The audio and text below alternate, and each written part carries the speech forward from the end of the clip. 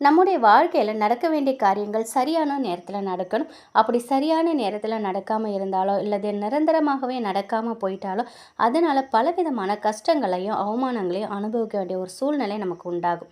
இப்படிப்பட்ட சூழ்நிலைக்கு ஆளாகாமல் தடைப்பட்ட காரியத்தை நடத்துவதற்கு இனிமேல் நடக்கக்கூடிய அனைத்து விதமான காரியங்களும் எந்தவித தடையும் இல்லாமல் நடப்பதற்கு ஆடி செவ்வாய்க்கிழமையில் செய்யக்கூடிய ஒரு தீப வழிபாட்டை தான் பார்க்க போகிறோம். ஆடி மாதம் அம்மனுக்குரிய மாதம், அதீத சக்தி வாய்ந்த மாதம். ஆடி மாதத்தில் வரக்கூடிய முக்கியமான சிறப்பு வாய்ந்த நாட்களில் ஆடி செவ்வாயும் ஒன்று. செவ்வாய்க்கிழமை முருக வழிபாட்டிற்கு உகந்த கிழமை. ஆடி மாதம் அம்மனுக்குரிய மாதம். இப்படிப்பட்ட ஆடி மாதத்தில் வரக்கூடிய முதல் செவ்வாய்க்கிழமை பிரதோஷ நாளாக வருது.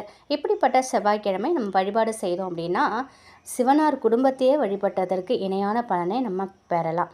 இன்றைய நாள் செவ்வாய்க்கிழமை ஜூலை 22ஆம் தேதி பிரதோஷ நாளோடு சேர்ந்து வருது.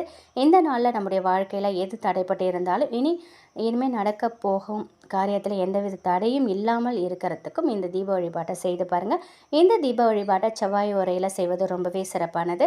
இதற்கு நம்முடைய வீட்டில் சுத்தமான தயார் செய்த மஞ்சள் தூள் வேணும். ஒரு வீட்டில் தயார் செய்த மஞ்சள் தூள் இல்லை அப்படின்னு நினைக்கிறவங்க நீங்கள் கடைகளில் வாங்கிக்கோங்க. முடிந்த அளவுக்கு வெள்ளி மஞ்சள் தூளை வாங்கிக்கிறது ரொம்பவே சிறப்பான பலனை கண்டிப்பாக விரைவிலே கொடுக்கும். செவ்வாய்க்கிழமை செவ்வாய் வரை காலை 6 to 7, மதியம் 1 to 2, இரவு 8 to 9 இந்த நேரத்தை நீங்கள் பயன்படுத்திக்கலாம்.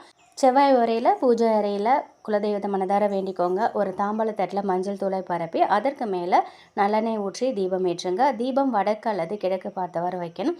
முதல்ல விநாயக பெருமானை வழிபாடு செஞ்சுக்கோங்க. ஓம் சிவனார் குடும்பமே போற்றிவோம் இந்த மந்திரத்தை தீபத்தை பார்த்தவாறு 108 முறை சொல்லி வழிபடணும். இப்படி வழிபாடு செய்யறதுனால சிவனார் குடும்பம் சொல்லக்கூடிய சிவன், பார்வதி, பிள்ளையார், முருகர் இவங்க அனைவரோட அருளும் நம்மளால் பெற முடியும். இந்த தீபம் தொடர்ச்சியாக 1 மணி நேரம் எரியணும். இந்த தீபத்தை அதுக்கப்புறம் நீங்கள் குளிர வச்சுக்கலாம். மறுநாள் இந்த தீபத்திற்கு அடியில் இருக்கும் மஞ்சள் தூளை பெண்கள் குளிக்கும் போது நீங்கள் பயன்படுத்திக்கோங்க. இல்லைனா வீடு துடைக்கும் தண்ணீரில் போட்டு கொஞ்சம் கலந்து வீட்டை துடைச்சிக்கலாம். அம்மனுக்கு உகந்த மாதத்தில், முருகப்பெருமானுக்கு உகந்த கிழமையில், சிவபெருமானுக்கு உரிய திதியில் இந்த முறையில் வழிபாடு செய்யும் பொழுது இவங்களோட அருள் பரிபூரணமாக நம்மால் பெற முடியும். தடைப்பட்ட காரியங்கள் தடையின்றி நடக்கும். நிச்சயமாக நம்முடைய வாழ்க்கையில் நல்ல முன்னேற்றம் ஏற்படும். இந்த நாளில் இந்த ஒரு தீப வழிபாட்டை செய்ய தவறாதீங்க.